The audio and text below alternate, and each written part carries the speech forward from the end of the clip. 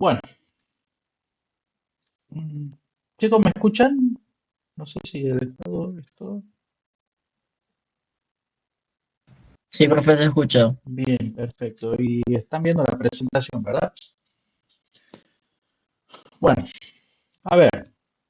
eh, Hoy le iba a mostrar el sistema de adquisición, pero necesito que antes de hacer algunas pruebitas con ese sistema, comprendamos de qué está construido. ¿Sí? Porque si no, lo van a ver a ciega y después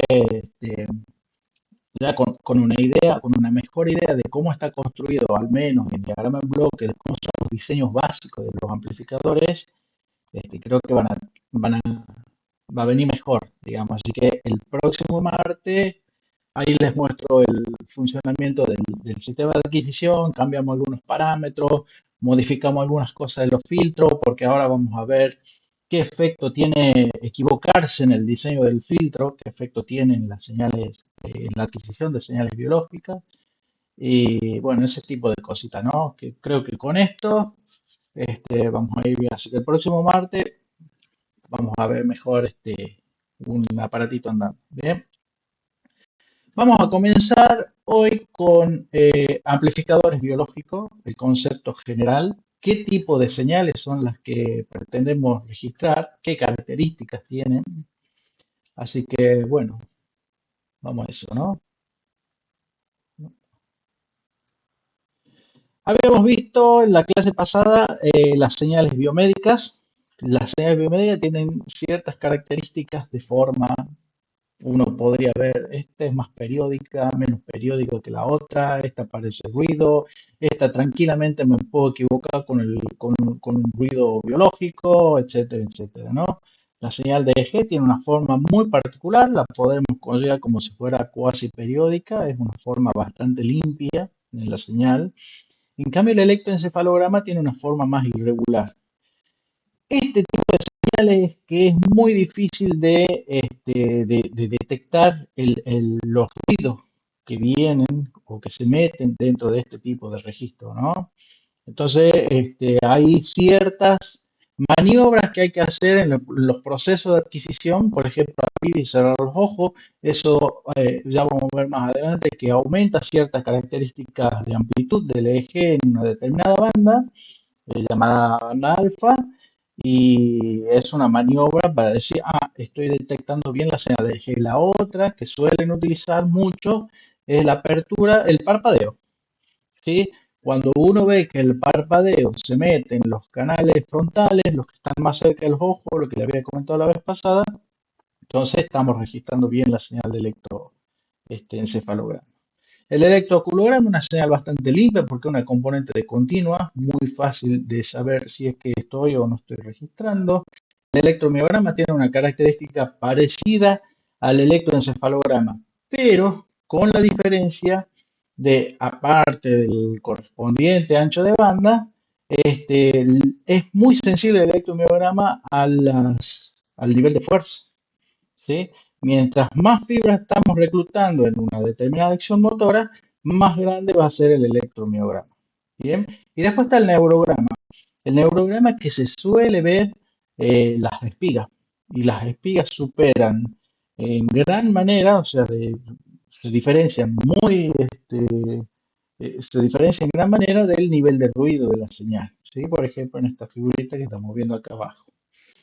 La señal de presión, que no es un registro electrofisiológico, ¿sí? La señal de presión se la puede registrar de diferentes formas, invasiva, no invasiva. La más común es la que se pone en el sensor, un sensor luminoso en los dedos, en el dedo, ¿sí? Se puede medir la presión periférica. Entonces ahí tenemos un ejemplo, no es una señal electrofisiológica, pero sí se considera una señal biomédica. Tiene una característica semiperiódica porque es el ritmo con el cual está funcionando el corazón y cómo está llegando esos niveles de presión a niveles periféricos, en el dedo, por ejemplo, ¿sí? La señal de respiración tampoco es una señal electrofisiológica, pero sí es una señal biomédica. ¿Sí? y nos monitorea los cambios de volúmenes que hay en el pecho o que hay en los pulmones, ¿no? Y eso es una señal biomédica de mucho interés, ¿sí? Bien, visto todo, y hay muchas otras, ¿sí? Acá les menciono por decir de las más conocidas, pero hay muchas otras. ¿Qué tipo de señales son y cómo se clasifican estas señales biomédicas? Esto es un concepto que se lo van a afianzar con mucha más formulación, con muchas más fórmulas en la materia del doctor Gabriel Ruiz, ¿sí? En señales biomédicas. Hay dos tipos de clasificación de señales, o sea, todas las señales biomédicas se las puede agrupar en cualquiera de estos dos grupos, ¿sí? Y depende de ciertas características, ¿no? Pueden ser determinísticas o pueden ser aleatorias. Determinísticas son aquellas que pueden expresarse con una relación matemática sencilla. Bien, puede ser una relación matemática sencilla, un poco más compleja, pero en definitiva lo que estamos pudiendo hacer es representarla matemáticamente. Todas las señales biomédicas, por así decirlo, se pueden representar con formulaciones, ¿sí? Con pocos términos, con más términos, con infinita cantidad de términos, pero se pueden representar. Entonces, todas pueden caer dentro de estas características de determinística. Pueden ser periódicas y no periódicas. Las periódicas es muy simple, por ejemplo, una señal senoidal, que se la puede representar a través de esta fórmula, A por seno de t, es una señal determinística. ¿Está bien? Se la puede entonces representar de esta forma. Pueden ser puras cuando están compuestas por una sola componente en frecuencia, como es este caso, y pueden ser un poco más complejas cuando son representadas, cuando tienen está compuesta por varias componentes en frecuencia, como es este caso. ¿Está bien? Acá tenemos tres ondas senoidales de diferentes frecuencias con diferente amplitud, las cuales sumadas dan esta onda. Esta es una onda, se llama de tipo cuasi periódica, pero se la puede reemplazar con esta formulación, ¿sí? Este, bien. Y después están las que están formadas por no una cantidad finita de componentes en frecuencia, sino una cantidad infinita de componentes en frecuencia, ¿sí? Acá, por ejemplo, le vamos sumando a esta forma de onda, a esta y así. ¿Sí? Y así podemos sumar muchísimas y obtenemos este tipo de señales. Esta se la puede representar como una sumatoria infinita, porque en principio tienen infinitas componentes de frecuencia, pero que se las puede determinar.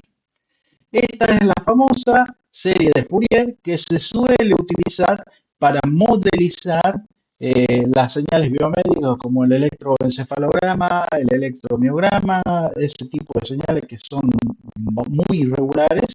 Bueno, sí sé que se las puede representar a través de una serie Fourier. ¿Y cuál es la ventaja de utilizar una serie de Fourier para modelar esas señales? Que podemos determinar la amplitud de cada componente en frecuencia, ¿sí? Estas son las componentes en frecuencia y esta es la amplitud de esa componente en frecuencia. Bien, esto es una herramienta que nos permite hacer el análisis espectral de las señales. Bueno, cuando son modeladas, cuando se las pueden modelar a través de su serie de Fourier, son complejas, ¿sí? Porque son una cantidad infinita de componentes.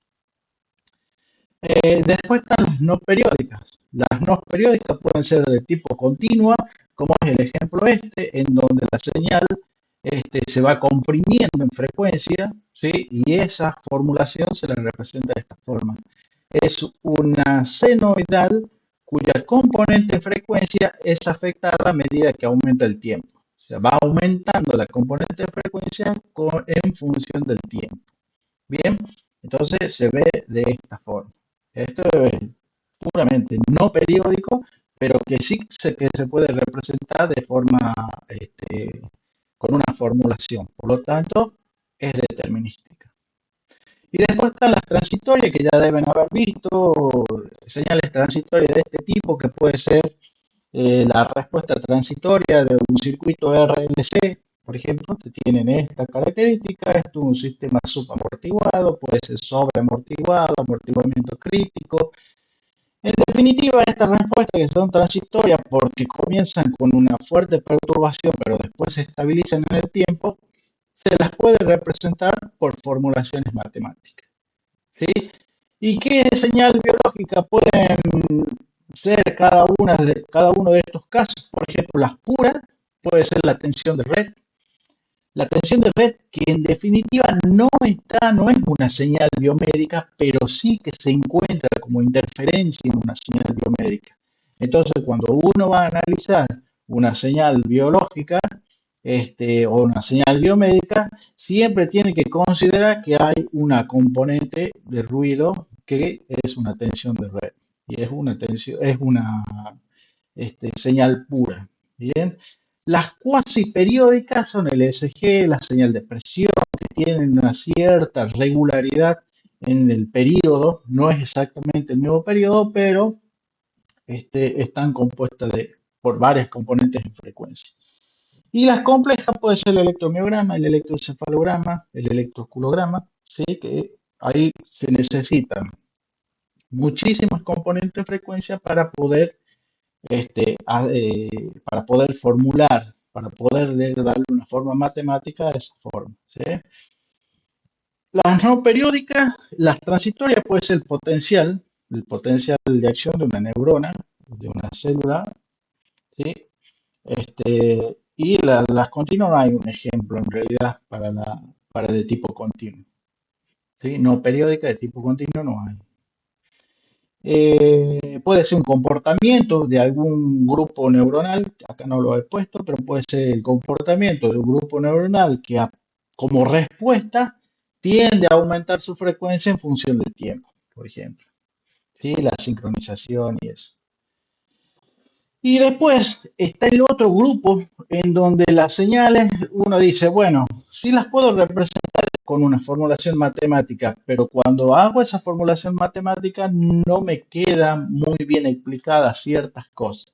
Entonces, los investigadores, especialmente los estadísticos, han descubierto que desde los índices o los estadísticos que se suelen utilizar en probabilidad y estadística, hay ciertos índices, por ejemplo, el medio, la desviación estándar, que pueden utilizarse para describir las señales biomédicas.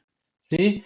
En ese sentido, las aleatorias son aquellas que solo se pueden describir en forma estadística. Por ejemplo, un ruido blanco, que un ruido blanco es un proceso, es una cantidad de muestras en función del tiempo cuya distribución o cuya componente espectral, o sea, es una componente que tiene la misma energía en todas las bandas de frecuencia, tiene esta forma, ¿sí? Esa distribución de puntos de ruido blanco, ruido gaussiano, ruido térmico, tiene más o menos esta distribución. Y si ustedes ven esta señal, y ahí nomás inmediatamente puede decir esto puede ser una señal electromiográfica, puede ser una señal electroencefalográfica. Si a esta señal la paso por un filtro en una banda del electroencefalograma, va a aparecer un electroencefalograma, ¿sí? Entonces, estamos viendo de que este tipo de señal también pueden utilizarse para describir las señales biomédicas, ¿no? Ahora, ¿cómo se describen estas señales de ruido blanco? Bueno, ahí tenemos algunos ejemplos de forma, el electromiograma, el electroencefalograma. Y ahora, ¿cómo se describen estas señales? No está formulita acá, pero una señal de ruido blanco se lo describe por su señal promedio y su desviación estándar, lo más básico. ¿Sí? Igual que el gaussiano, igual que el ruido térmico. Entonces, en una función, en una onda de electromiograma como esta, uno en cada instante de tiempo podría también describirlo por su promedio y por su desviación estándar, donde la desviación estándar es la información de amplitud que se necesita, ¿sí? Para describir esta señal. Entonces estamos viendo que las cuestiones, los índices estadísticos pueden utilizarse para esto, ¿no? Para describir. Después, otra clasificación es las señales analógicas y después las señales digitales. En este curso vamos a trabajar con las dos. Pretendemos trabajar con las dos, ¿sí? Porque mayormente la parte analógica es la parte de amplificación, pero todo lo que es transmisión de datos se realiza de manera digital. Transmisión y procesamiento de datos es digital. Hay que diferenciar algunas cosas entre estos dos conceptos. Son ingenieros, no son técnicos, ¿no? Entonces, las analógicas, la amplitud de la señal puede tomar un conjunto continuo de valor en cada instante de tiempo.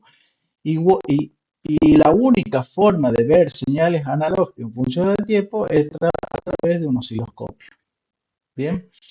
En cambio, las señales digitales, la amplitud de la señal toma un valor entero dentro de un conjunto discreto de valores, determinado en determinados instantes de tiempo. ¿Sí? Una señal analógica la podemos ver en el osciloscopio, puede ser de esta forma. ¿Sí? Cuando procedemos al sampling and hold, que es un procedimiento que para empezar a convertir una señal analógica a digital, lo que hacemos es muestrear en el tiempo, o sea, en cada instante de tiempo tomamos un valor continuo de la señal de la amplitud. Esto no es una señal digital, ojo, es una señal discreta en el tiempo. ¿Está bien? Hay que diferenciar una señal discreta en el tiempo de lo que es una señal digital. Bien. Ahora, cuando la amplitud comienza a ser un parámetro discreto, es decir, cada uno de estos valores continuos es representado por una cierta codificación, empieza a tomar valores discretos entre ceros y 1, ya la amplitud deja de ser un valor continuo y pasa a ser una amplitud discreta. Y finalmente, cuando cada una de estas se puede representar a través de un código binario, tenemos una señal digital. Entonces, en cada instante de tiempo discreto, la señal, la amplitud de la señal es representada por un código binario, en este caso, de su amplitud. Un código que puede ser de 2 bits, de 3, de 4, de 8, de 30 bits, de 60 bits. ¿Sí? Cuando veamos conversión vamos a ver bien. Bueno, pero entonces, una señal digital es una señal que está codificada tanto en el tiempo como en su amplitud. Para pasar de un dominio, del dominio analógico al dominio digital, obviamente tenemos que utilizar un conversor analógico digital. Vamos a ver las características más básicas de este conversor analógico digital para llegar a una buena discretización de la señal, ¿no?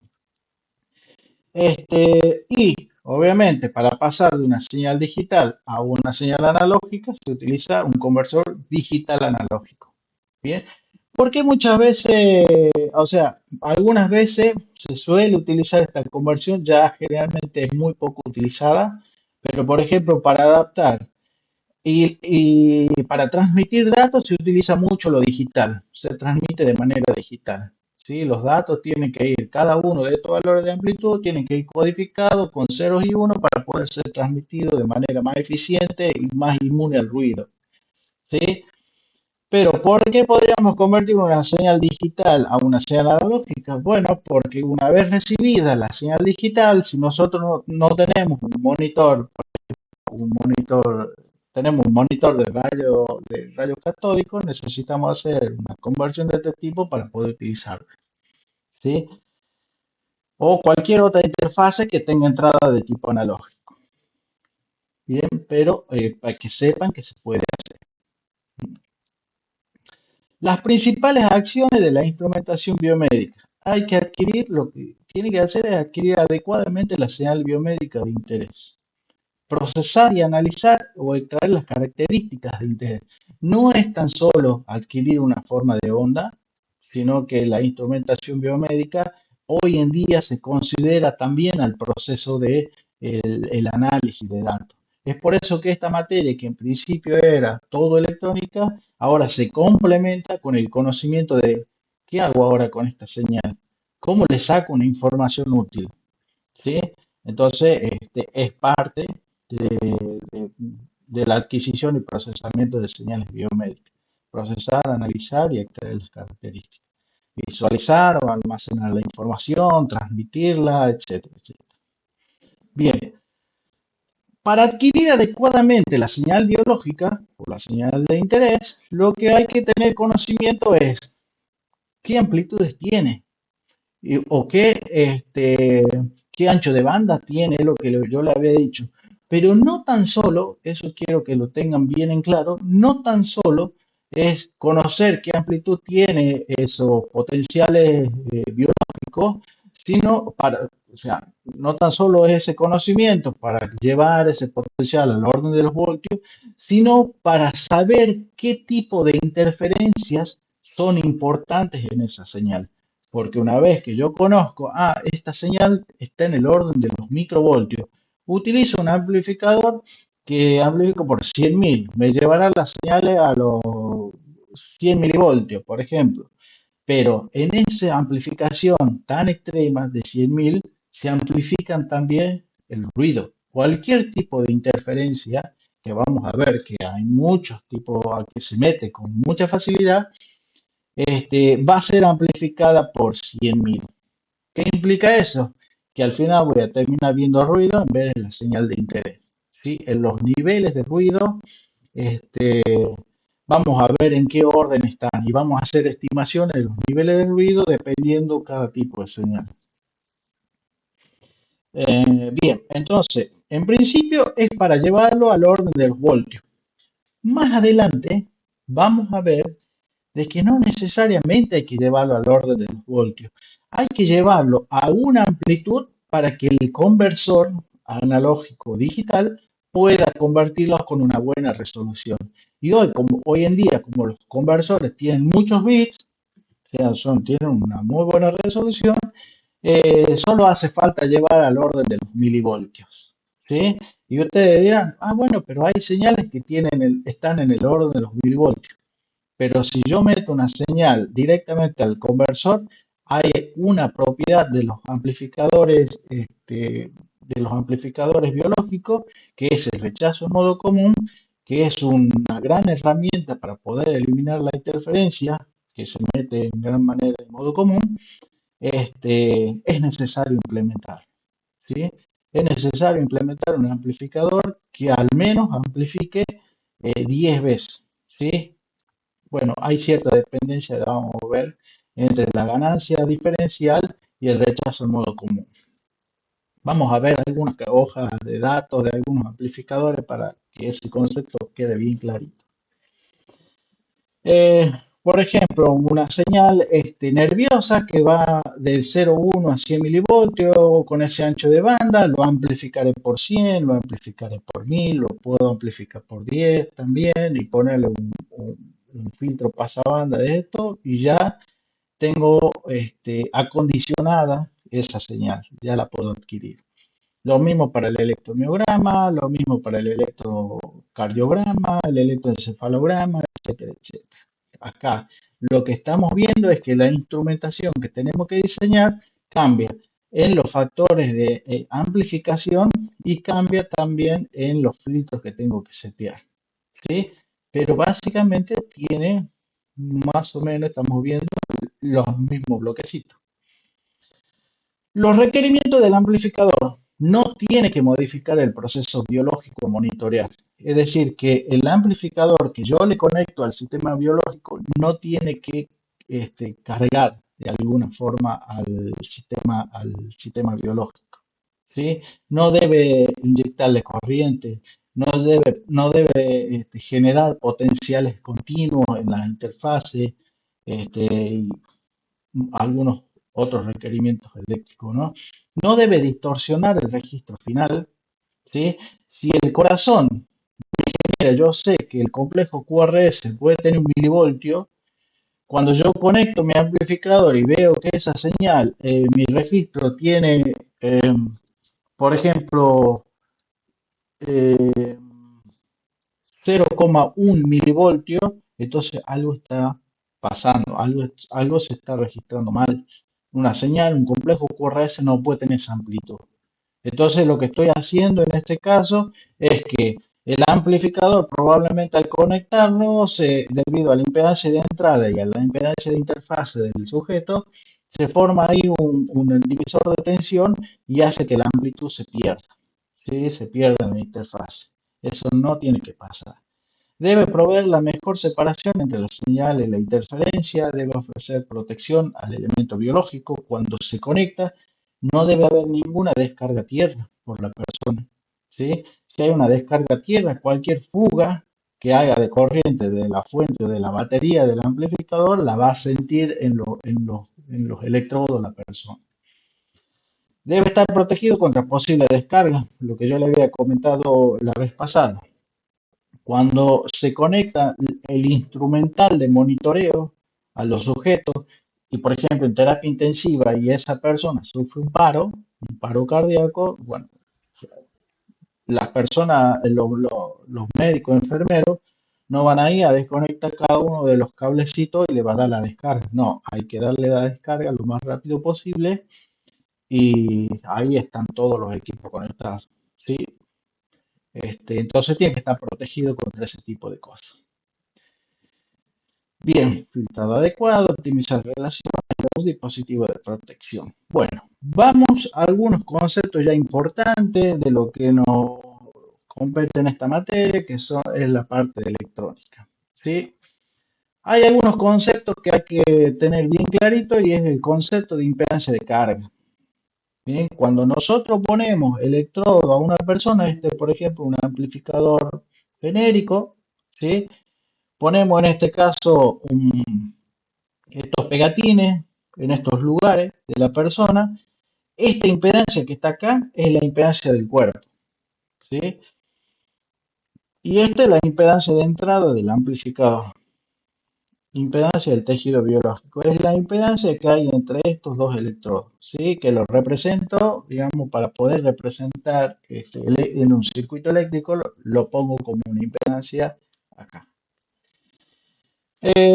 Cuando se conectan electrodos de esta forma, la impedancia, esa del volumen, tiene una impedancia absoluta de 50 ohmios. Por supuesto, tiene también sus partes reactivas, pero acá vamos a hablar de la parte absoluta. ¿Sí? Son 50 ohmios más o menos. Y la impedancia de entrada de un amplificador, qué sé yo, un 740 o uno de estos simples, es alrededor de los 10 megas. Una condición que es fundamental para poder adquirir una señal biológica, que en este caso es la actividad del corazón, que se genera y se propaga a los electrodos por conducción de volumen, ¿sí? Es que la impedancia de entrada del sistema amplificador tiene que ser mucho más grande que la impedancia de contacto, la impedancia del cuerpo entre los dos electrodos. Bien, esto nos va a permitir que el efecto de divisor de tensión entre estos dos sea mínimo. Bien, acá hay un divisor de tensión, donde lo que entra al amplificador se divide entre esta impedancia y esta impedancia. Pero si esta impedancia es muy chiquitita, toda la tensión que se genera acá entre estos electrodos va a caer directamente en la entrada del amplificador. ¿Sí? Esto es una condición muy necesaria para lo que yo le decía, no hay que cargar al sistema biológico. Por ejemplo, tomemos el amplificador lineal no diferencial, que es una configuración bien básica, la deben haber construido, capaz, seguramente, o lo deben haber calculado. Tiene un sistema de realimentación R1 y R2, es un amplificador operacional, y la entrada entra por la pata positiva. Bien, la ganancia de esta configuración es una ganancia bien conocida, es 1 más R2 sobre R1. ¿Sí? Su ganancia depende de la relación entre estas dos resistencias. Bien, ahora, ¿qué pasa si un amplificador no inversor lo conectamos al cuerpo? Por ejemplo, queremos registrar la actividad cardíaca, ¿sí? La actividad del corazón, un ECG, y ponemos el electrodo de esta forma. Si ponemos de esta forma, necesitamos una referencia. Necesitamos colocar otro electrodo para medir respecto a alguna referencia. Y ponemos este a tierra. ¿Sí? ¿Qué va a pasar acá? La impedancia de entrada que veo hacia el amplificador, perfecto, es una impedancia alta, es la impedancia de entrada del amplificador, cumple con la condición de que la impedancia de entrada sea mucho mayor que la impedancia del cuerpo. Bien, eso está perfecto. Pero ¿cuál es el inconveniente acá? Que la referencia que estoy utilizando para este electrodo es la misma referencia que tengo que poner con la tensión de salida. Siempre que uno pone referencia en el cuerpo humano para poder registrar una actividad biológica, ¿qué es lo que busca? Que esta referencia no se mueva tanto, ¿sí? Que sea una especie de potencial cero, como una puesta a tierra del cuerpo. Pero en este, como está cerca del corazón, esta referencia se va a mover. Y si se mueve, también este circuito se va a mover la impedancia de salida acá. ¿Sí? Entonces eso no puede pasar, digamos, porque no voy a estar haciendo un buen registro de la señal. Después tenemos el amplificador inversor, que es otra configuración conocida, en donde la entrada entra por este sistema de realimentación R1 y R2 y la pata, el pin positivo del amplificador operacional va a tierra. En este caso, la impedancia de entrada deja de ser la impedancia de entrada del amplificador, porque acá tengo la resistencia R1 en la entrada, por lo que la impedancia de entrada va a ser esa resistencia. Por supuesto que se puede hacer cumplir la condición de que el ZB sea mucho grande. Si yo elijo el R1 bien grande, y esta condición se va a cumplir. O sea, si la elijo muy chiquitita, perdón. Si la elijo, perdón, si la elijo muy grande, haciendo que esta relación tenga una ganancia, la que yo quiera, este, lo que empieza a pasar es que estas resistencias, al ser grandes, empiezan a funcionar como antenas en la práctica. Mientras más grande sea esta resistencia, empiezan a funcionar como antenas. Y eso es un inconveniente para las señales biomédicas. ¿Sí? No es práctico cumplirle esta condición. Sí se la puede hacer cumplir, pero no es práctico. Bien. Entonces, lo que se hace es usar un amplificador de entrada diferencial. Es un solo amplificador operacional conectado con resistencia de manera que en vez de amplificar la respuesta a tierra genérica, amplifica la diferencia de potencial entre los dos pines. Bien, entonces vamos a calcular, en este caso, la tensión diferencial que amplifica este amplificador es ED, eso es la entrada diferencial E1 menos E2, y vamos a calcular cuánto es la ganancia. Bien, a ver si me van siguiendo acá. Para calcular la ganancia de este amplificador, lo que tengo que hacer es utilizar una de las propiedades de superposición, que es cortocircuito o pongo a tierra una de las entradas y hago el cálculo de la ganancia cuando entra la señal por un pin. Y después hago al revés, esto lo pongo a tierra y calculo la ganancia cuando entra por el pin E2. Entonces vamos a hacer eso, es el famoso método de superposición que lo deben haber visto en circuitos, supongo. Este, si la entrada entra por acá por E1, la tensión en este punto es igual al divisor de tensión. Fíjese que esta resistencia está conectada a tierra. Entonces lo que va a llegar a este punto es una tensión producto del divisor de tensión entre R2 y R1. Bien, entonces la tensión en ese punto es E1 por R2 sobre R2 más R1. ¿Sí? Es un divisor de tensión. Luego queda un amplificador no inversor. ¿Sí? Queda un amplificador no inversor porque la entrada está entrando por la pata positiva, mientras que la pata negativa se mantiene con esta resistencia en realimentación. Y eso es la configuración del amplificador no inversor. Y ya hemos visto que la ganancia de ese amplificador no inversor es R3 más R4 sobre R3. ¿Sí? Eso está en la diapositiva anterior. Entonces, ya podemos sacar que la tensión de salida debido a esta entrada es igual a la tensión que entra al amplificador que es este divisor de tensión, por la ganancia del amplificador no inversor. Bien, es bastante simple la deducción y eso. Ahora veamos qué pasa si cortocircuito E1. ¿Sí? Pongo tierra E1 y considero la entrada por E2. En este caso voy a tener, eh, fíjense que la tensión en este punto, si de este lado está conectado a 0 voltios y de este lado también está conectado a 0 voltios, obviamente que la tensión en este punto hace 0 voltios. Bien. Luego queda un amplificador inversor.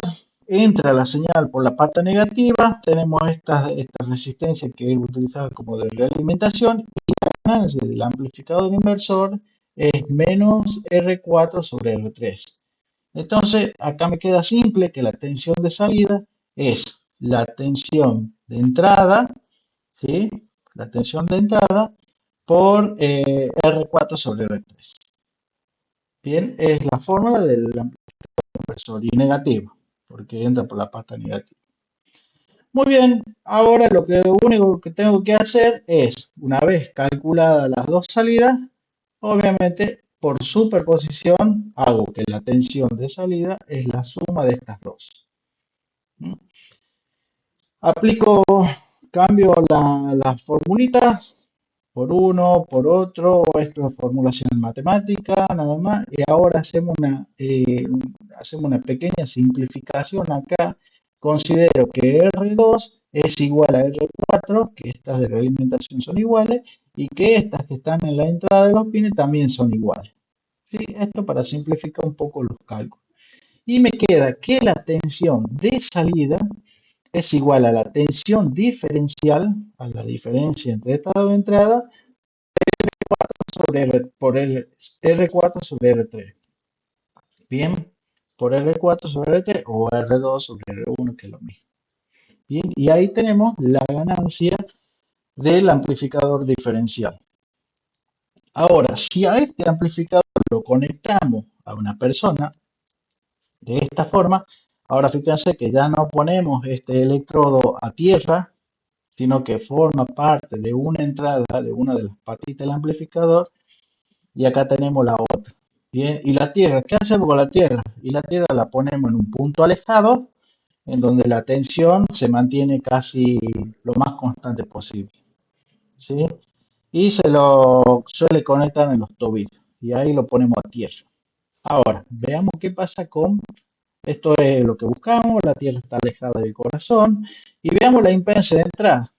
Acá tenemos un inconveniente y ya lo pueden ir viendo, ¿no? Que la impedancia de entrada es R1 o R3, ¿sí? Y no cumple o no es práctico cumplir esta condición. Bien, de que la impedancia de entrada sea mucho más grande que la impedancia del cuerpo, que la impedancia entre los dos electrodos estos. Bien, ahí tenemos una pequeña, hemos solucionado el tema de la tierra, que se aleja del corazón, pero tenemos un problemita ahí. Ahora vamos a ver cómo lo solucionamos.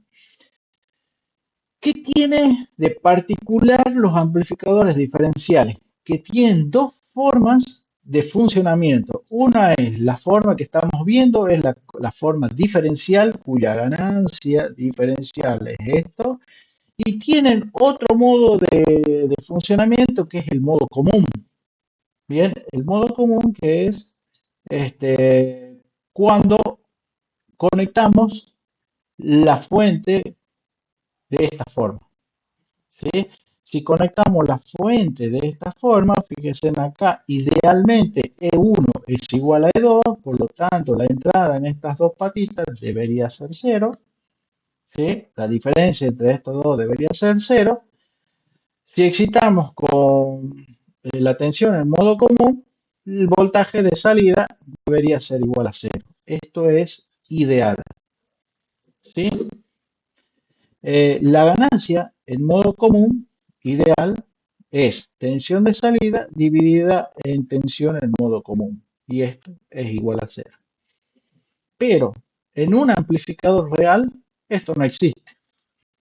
La ganancia en modo común nunca es igual a 0. ¿Por qué? Ya vamos a ver. De esto surge un concepto.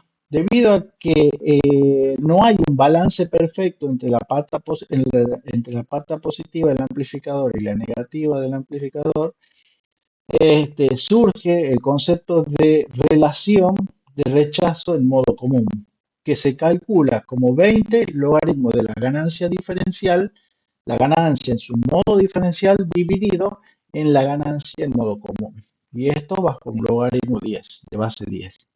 Bien, y se suele medir en decibeles. Ganancia diferencial, ganancia en modo común. Vamos a dar un pequeño, vamos a ver cómo se calcula esta ganancia en modo común. Y es muy importante, va a ser muy importante porque esto es la forma en que generalmente el ruido de 50 Hz entra a este amplificador, entra a los amplificadores biológicos. Imagínense que esto es un chip recontra chiquitito que está en su protobol y ustedes alejados tienen la fuente de ruido de 50 Hz. Ustedes, ese ruido de 50 Hz entra por la pata, digamos, por el pin positivo y por el pin negativo, básicamente con la misma intensidad.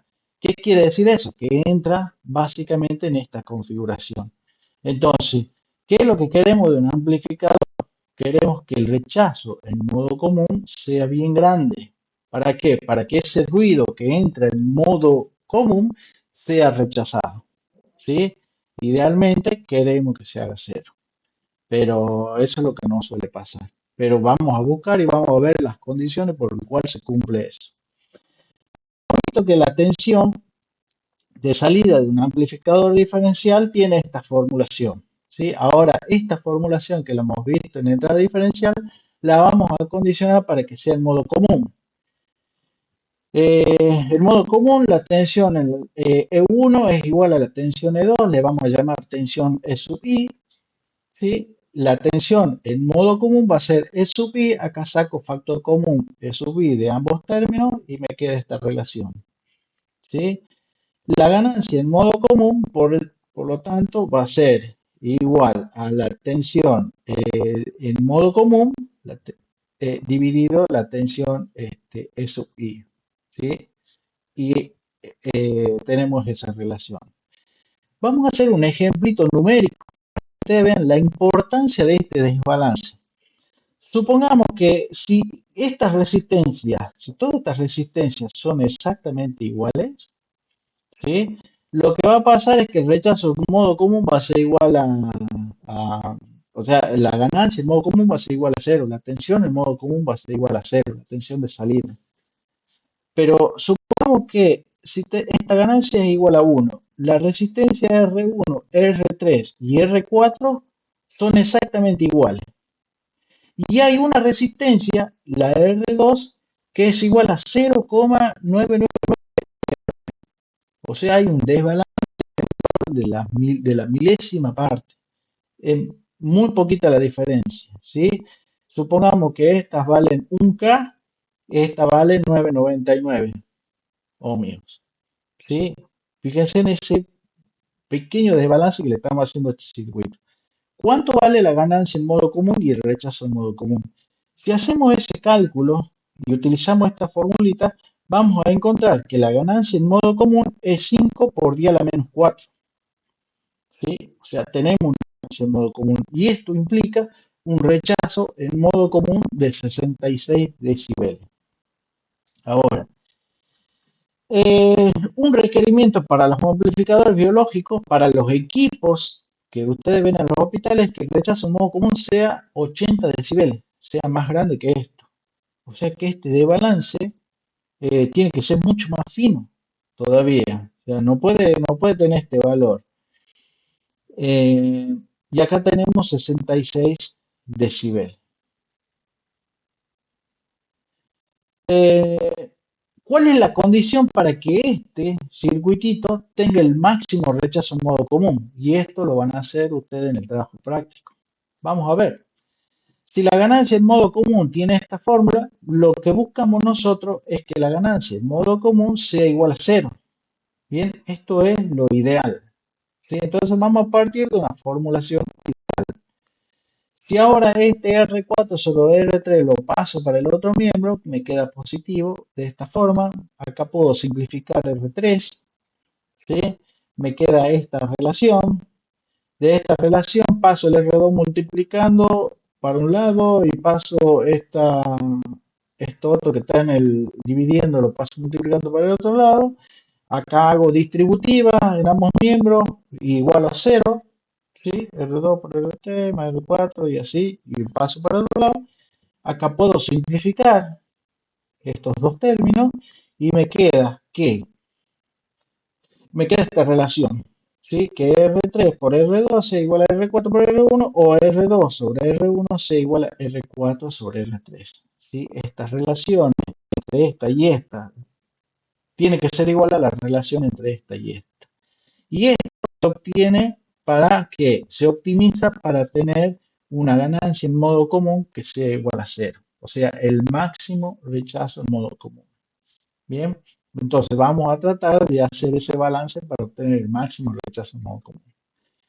Y ya saben ustedes que si en el laboratorio van a utilizar resistencia que tiene una tolerancia del 10%. El 10% es mucho peor que este ejemplo numérico que le acabo de dar. ¿Sí? Entonces, imagínense lo complicado que es trabajar con resistencias que son de este tipo comercial. Generalmente se utilizan resistencias de precisión cuando se quiere optimizar todo esto, cosas de rechazo en modo común. Bueno, eh, vamos a tratar de solucionar la impedancia de entrada de este amplificador. Acá teníamos un problema que la impedancia de entrada es R1 o R3. Entonces, no nos sirve utilizar el amplificador de esta forma, ¿sí? Para aumentar esa impedancia de entrada, a esa configuración especial se le agrega esta etapa. Esta etapa es la que nos va a ofrecer a nosotros la alta impedancia de entrada, ¿sí? La impedancia de entrada por cualquiera de estas dos patitas es siempre la impedancia de entrada del amplificador operacional, de este o de este. Bien. Y esa impedancia de entrada para aplicaciones en bioingeniería se suelen utilizar estos amplificadores operacionales que tienen entradas FET, que tienen impedancia de entrada muy elevada y solucionar el problema. Ahora, vamos a ver cuánto gana esta etapa del amplificador. Eh, Fíjense que en los amplificadores operacionales, la entrada del amplificador es un cortocircuito virtual, ¿sí? Acá hay tensión cero, acá no hay corriente de entrada, ¿sí? No hay corriente de entrada, tensión cero, por lo que la tensión en este punto va a ser directamente la tensión E1. Y lo mismo pasa de este lado, la tensión E2, ¿sí? En este punto, la tensión acá en este punto va a ser la tensión E2. De tal forma que acá hay una diferencia de tensión y acá hay una corriente, acá hay una resistencia. Si hay una resistencia en medio de una diferencia de tensión, se va a generar una corriente. ¿Y esa corriente por dónde va a circular? Va a circular de esta forma, ¿sí? Es una corriente que se genera a través de esta diferencia de tensión, en esta resistencia RG. Ahora, para hacer el análisis de ganancia, lo que voy a hacer es una ¿sí? La corriente está I, que le acabo de marcar acá, es la diferencia de tensión entre E2 y E1 dividido esta resistencia. Hago un análisis de malla y obtengo menos BG, menos BB, perdón, acá, ¿sí? Acá entra por la caída de tensión en esta resistencia, más la caída de tensión en esta resistencia, más la caída de tensión acá, y más la caída de tensión acá, o sea, más B sub A. Bien, y ahí tenemos todo esto, tiene que ser igual. Si ahora hacemos una pequeña simplificación que RA es igual a RA', o sea que estas dos resistencias son iguales, digamos para simplificar un poquito el cálculo, me queda que esta formulación tiene esta forma. Bien, antes de eso he hecho un poco de distributiva, un poco acá la ecuación esta, Y me queda que la ganancia del amplificador de esta entrada, de esta etapa del amplificador de instrumentación, es igual a 1 más 2 veces R, esta resistencia sobre RG. ¿Sí? Y ahí tengo ya calculada la ganancia de este amplificador, ¿no? De esta etapa del amplificador. Entonces, mi amplificador de instrumentación me va quedando de esta forma. Tiene alta impedancia de entrada, una primera etapa con alta impedancia de entrada y una segunda etapa que me ofrece ese rechazo en modo común que lo necesito para rechazar esos ruidos de interferencia, esos ruidos que entren en modo común. ¿Sí? Esa es la segunda etapa del amplificador. Y acá sí que yo puedo, si lo conecto de esta forma, voy a estar registrando el electrocardiograma. Bien. En el trabajo práctico vamos a trabajar, ya la clase que viene les voy a mostrar un registro en vivo de un electrocardiograma, donde vamos a setearle ciertas características de amplificación. Si a 1 milivoltio tenemos que llevarlo al orden de los voltios, vamos a utilizar o vamos a diseñar nuestro amplificador para que gane aproximadamente 1000. Bien, ese amplificador que tenemos acá en gris está formado por la primera etapa y la segunda etapa. Y después tenemos una etapa de filtrado que lo único que va a hacer es limitar ese ancho de banda a 0,05 de 125 Hz. Incluido el filtro es un amplificador que tiene 3 etapas. En este curso, cuando diseñemos un amplificador biológico para una determinada señal, vamos a hablar de amplificadores que tienen 3 etapas. Primera etapa, sabemos qué ganancia, ya sabemos cuál es su configuración. La segunda etapa, conocemos su ganancia. Y la tercera etapa, que va a ser una configuración del tipo, va a ser una configuración, puede ser de cualquier tipo, que es un filtro, va a tener ganancias filtres. ¿Cuáles son las consideraciones de diseño? Y la ganancia, siendo que la ganancia total va a ser el producto de las 3 ganancias estas, ¿no? G1 por G2 por G3. Bueno, el criterio de diseño que van a utilizar. La primera etapa, yo lo que necesito es que me provea la alta impedancia de entrada, por lo que no tiene que ganar mucho, ¿sí? Tiene que ganar 2 o 3 veces, nada más. Ya vamos a ver un poquito más de, bueno, yo ya le había anticipado que cuando uno pega electrodo sobre la piel se genera un potencial de continua, ¿sí? Ese potencial de continua está en el orden milivoltios. De los milivoltios puede estar en el orden de los 20, 50 milivoltios. Si pegan 2 electrodos, esas impedancias no son exactamente iguales. Por lo tanto, esos 50 milivoltios que se generan de un lado y del otro lado se me generan, qué sé yo, 48 milivoltios en el otro electrodo, ahí va a haber una diferencia de tensión. Y esa diferencia de tensión, que es de continua, cuando pase, si esto tiene una ganancia alta, puede saturarme, puede saturarme el amplificador en la primera etapa. En la segunda no voy a ver nada y en la tercera tampoco. ¿Sí? Se va a saturar. Entonces, para evitar eso, una ganancia pequeñita. La segunda etapa, lo que queremos de la segunda etapa es que tenga un alto rechazo en modo común. ¿Sí? Eso es lo que nos proporciona la segunda etapa. Una ganancia sugerida es de 10. ¿Sí? Vamos a utilizar una ganancia de 10. Entonces, desde acá tenemos 2, 10, 2 por 10 son 20 y el resto, o 3 por 10 son 30 y el resto me lo tiene que dar la etapa 3. Esta etapa de filtrado, la ganancia tiene que ser adecuada para llevar la señal al orden de los voltios. ¿Por qué en el orden de los voltios principalmente? Porque en el trabajo práctico lo queremos ver cómodamente en el osciloscopio. ¿Sí?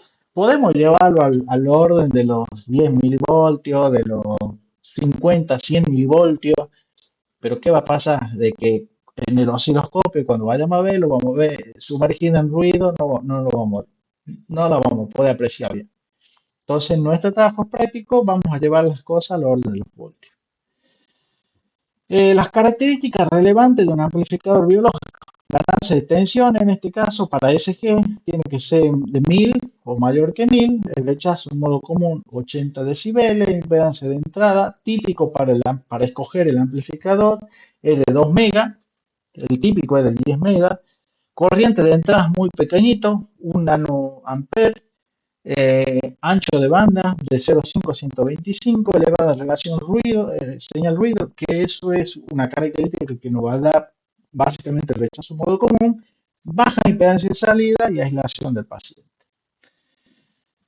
Eh, ya les podría ir diciendo que uno de los amplificadores por excelencia, que ya viene todo integrado en un solo chip, es el AD620. Obviamente nosotros, los primeros trabajos, no en el primero, en el trabajo práctico del armado, vamos a armar cada uno de los bloques del amplificador biológico, etapa 1, etapa 2, etapa 3, por separado. Bien, y lo vamos a unir todo en un protoboard. Pero después, en otro trabajo práctico, vamos a utilizar este amplificador que es el AD620, que es un amplificador de instrumentación que se utiliza en el ámbito industrial, que justamente tiene esta configuración. Tiene esta que acabamos de ver, dos amplificadores operacionales y uno que es diferencial, ¿sí? Y estos son los pines de la AD620. A la AD620 únicamente lo que hay que ponerle es una resistencia entre dos pines, tiene 6 pines este chip, este integrado, se le pone una resistencia que es el RG, ¿sí? Y se alimenta y ya queda funcionando el amplificador. Es una de las eh, es lo más sencillo para implementar.